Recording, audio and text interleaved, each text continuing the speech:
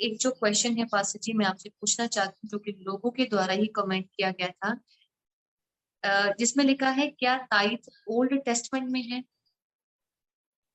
सो मेरे ख्याल से उन्होंने जो सवाल किया उसका मतलब यह है कि टाइथ तो ओल्ड टेस्टमेंट का था, न्यू टेस्टमेंट में टाइथ नहीं है, वो शायद ये कहना चाहते हैं या जी। उसकी क्लैरिटी चाहते हैं।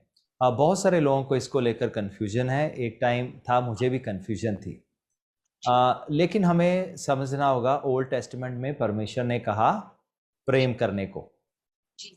और न्यू टेस्टमेंट में भी प्रेम करना है। लेकिन ज़्यादा टाइम ना लेते हुए मैं एक दो आयतें हैं जो मैं यहाँ पर पढ़ना चाहूँगा। ओल्ड टेस्टमेंट में लोग टाइथ दो कारणों से दिए। जी। एक तब दिया गया जब मूसा के द्वारा लॉ नहीं आया था या व्यवस्था नहीं आई थी। जी। बाइबल में लिखा है व्यवस्था मूसा के द्वारा आई, स्वर्गदूत के द्वारा मूसा को पहुंचाई गई वो व्यवस्था, और मूसा ने लिख दी और इजरायली लोगों को बता दी, जिसमें से एक था दशमांश देना। कई तरह की ऑफरिंग्स थी जो इजरायली लोगों को देनी पड़ती थी। लेकिन व्यवस्था आने से पहले भी टाइथ का जिक्र बाइबल में है। जब याकूब अपने पिता के घर को छोड़कर जा रहा था तो जी। रास्ते में वो एक जगह उसको ड्रीम आया और वो देखता एक सीढ़ी थी और स्वर्गदूत उतर चढ़ रहे थे। तो हम फिर देखते हैं उसी समय के दौरान जब वो घर से जा रहा था, उसने परमेश्वर से कहा, प्रभु अगर आप मुझे ब्लेस करोगे ना तो जो भी आप मुझे दोगे मैं उसका 10वां हिस्सा आपको दूंगा। तो ये एक प्रैक्टिस थी जो लॉ आने से पहले भी लोग करते थे, जो कि बाद में लॉ बन गया, यानी कि अब कोई इससे भाग ना सके। तो मूसा के द्वारा जो लॉ आया, अब कोई भी इजरायली चाहे वो चाहता है दिल से या नहीं चाहता, उसको टाइथ देना ही पड़ता था और लॉ को उनको फुलफिल करना ही पड़ता था। और जी। फिर बाइबल में एक आयत हम देखेंगे जेनेसिस चैप्टर 14 में, उत्पत्ति उसका 14 अध्याय, और हम देखेंगे उसकी 20 आयत। और धन्य है परम प्रधान ईश्वर जिसने तेरे द्रोहियों को तेरे वश में कर दिया, द्रोहियों को तेरे वश में कर दिया। तब अब्राहम ने उसको सब वस्तुओं का दशमांश दिया। हाँ, तब तो जी। या विद्रोहियों को, आई थिंक सो यहाँ पर वो मिसिंग है। तो तो यहाँ पर हम देखते हैं अब्राहम ने दशमांश तब दिया जब मूसा की व्यवस्था आई भी नहीं थी। तो जी। दशमांश उससे पहले भी दिया गया, और कई लोगों ने कहा अब्राहम ने तो एक ही बार दशमांश दिया।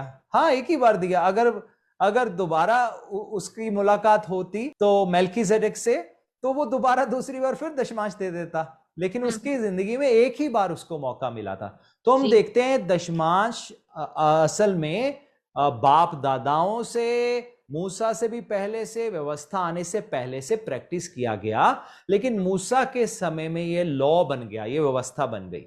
लेकिन नए नियम का देना क्या है, आए हम एक और आयत को देखेंगे। यहां हम जाएंगे 2 कुरिन्थियों 9:7 में।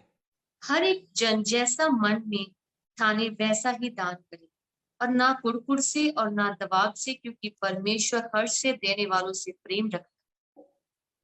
जी, तो यहां पर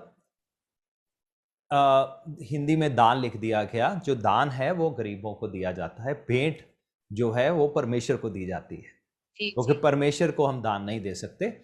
तो यहां पर लिखा है जो देना है हमारा वो खुशी से होना चाहिए, किसी किसी के दबाव में आकर नहीं, कि कोई दबाव डाला नहीं तुम्हें देना ही पड़ेगा, तो उसका हमें कोई भी फायदा नहीं होगा। या कुड़कुड़ा के ओहो ये क्या प्रॉब्लम हो गया, हमें दशमांश देना पड़ता है, हमें तो पता ही नहीं था कि अगर हम कलीसिया जाएंगे, प्रभु के साथ चलेंगे, ये टाइथ उसका एक हिस्सा बन जाएगा।